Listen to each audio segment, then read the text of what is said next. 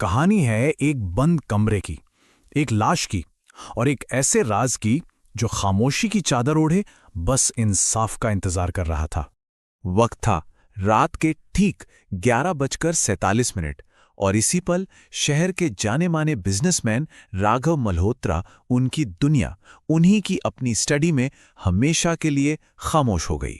लेकिन देखिए, इस मौत को जो चीज एक पहेली बना रही थी वो था वो कमरा जो अंदर से लॉक था। खिड़की पर ताला लगा हुआ, एसी से ठंडी हवा आ रही थी और मेज पर रखी थी वो अधूरी कॉफी, मानो वक्त किसी अनकहे पल पर आके जम गया हो। पुलिस को तो खैर ये एक सीधा साधा केस लगा, हार्ट अटैक, बात खत्म। पर डिटेक्टिव अर्जुन, उनकी नजरें कुछ और ही पड़ रही थीं। उन्हें ना उस कमरे की हवा में एक अजीब सी बेचैनी महसूस हो रही थी। कुछ कुछ ऐसा जो बहुत ज्यादा गलत था। अर्जुन के दिमाग में बस एक ही बात घूम रही थी, ये कमरा, ये जो पूरा सीन है, ये जरूरत से ज्यादा परफेक्ट है। और जुर्म की दुनिया का एक सीधा सा नियम है, जो चीज परफेक्ट दिखती है ना, अक्सर वही सबसे बड़ा धोखा होती है। तो अर्जुन की तेज नजरें कमरे का जायजा लेने लगीं। दीवार पर टंगी घड़ी वो रुकी हुई थी, राघव का फोन वो चल रहा था, और वो कॉफी, हाँ, वो अभी भी गर्म थी। मतलब साफ था, मौत दरवाजे पर दस्तक देकर बस अभी अभी गुजरी थी। तो पहेली और भी गहरी होती जा रही थी। और जानते हैं इसे लगभग नामुमकिन कौन बना रहा था? वो लोग जिनके पास कत्ल न करने के 100% पक्के बहाने थे, जिसे हम कहते हैं परफेक्ट एलिबी। तो लिस्ट में कौन कौन था? देखिए, राघव की पत्नी, वो तो स्पा में रिलैक्स कर रही थी। उनका बेटा जिम में पसीना बहा रहा था। बिजनेस पार्टनर, वो तो हजारों फीट की ऊंचाई पर एक फ्लाइट में था। और आखिर में घर का वफादार नौकर, जिसने कहा कि उसने एक आवाज तो सुनी पर डर के मारे दरवाजा खोलने की हिम्मत ही नहीं हुई।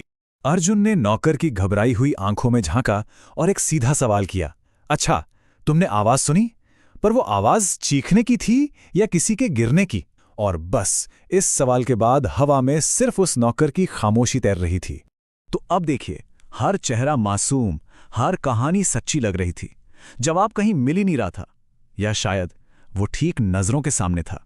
और बस तभी अर्जुन की नजरें उस एक चीज पर जाकर टिक गईं। एक ऐसी चीज जिसे सबने देखा पर किसी ने समझा नहीं। और वो चीज थी स्टडी रूम का एसी वेंट। जब उस वेंट की जाली को हटाया गया तो उसके पीछे एक बहुत ही बारीक धातु की तार छिपी हुई थी, इतनी पतली कि लगभग दिखाई भी ना दे। और उसका दूसरा सिरा वो सीधा राघव के कॉफी मग के हैंडल की तरफ जा रहा था। सोचिए, एक मामूली सी तार, पर इसी एक तार ने उस बंद कमरे की सारी खामोशी को तोड़कर रख दिया। अब जो सच सामने आने वाला था ना, वो उस एसी की हवा से भी ज्यादा ठंडा और जानलेवा था। अब ये अजीब था, तार का कनेक्शन तो कॉफी से था, पर फोरेंसिक रिपोर्ट के हिसाब से जहर कॉफी में था ही नहीं। तो फिर सवाल ये उठता है कि राघव की जान आखिर गई तो गई कैसे? और यहीं पर इस केस का सबसे चौंकाने वाला पहलू सामने आता है। कत्ल का हथियार कोई जहर या गोली नहीं, बल्कि हवा थी। हाँ, हवा। एसी के टेम्परेचर को अचानक एकदम से इतना गिराया गया कि राघव के कमजोर दिल पर एक जानलेवा शॉक लगा, एक कार्डियक अरेस्ट। और ये सब किया गया था मीलों दूर से, बस एक स्मार्ट होम ऐप के जरिए। तो फिर कौन था वो जिसके पास ये टेक्नोलॉजी भी थी और इरादा भी? वो जिस पर शायद राघव को दुनिया में सबसे ज्यादा भरोसा था, उसकी अपनी पत्नी। उसका वो स्पा में होना, वो सब एक सोचा समझा झूठ था। हकीकत तो ये थी कि वो अपने फोन की स्क्रीन पर देख रही थी कि कैसे बस एक बटन दबाकर वो अपने ही पति की जिंदगी खत्म कर रही है। तो अब सारे धागे जुड़ चुके थे, कहानी पूरी हो चुकी थी। अब बस कातिल से आमना सामना करना बाकी था, और इंतजार था उस इकरार का, जो जबान से नहीं बल्कि आंखों से होने वाला था। अर्जुन ने बहुत शांति से उसकी आंखों में देखा। उनकी आवाज में ना गुस्सा था, ना हैरानी, सिर्फ सच की एक अजीब सी ठंडक थी। और उन्होंने कहा, जिस बंद कमरे को तुमने अपनी ढाल समझा था, उसने तुम्हें बचाया नहीं बल्कि बेनकाब कर दिया।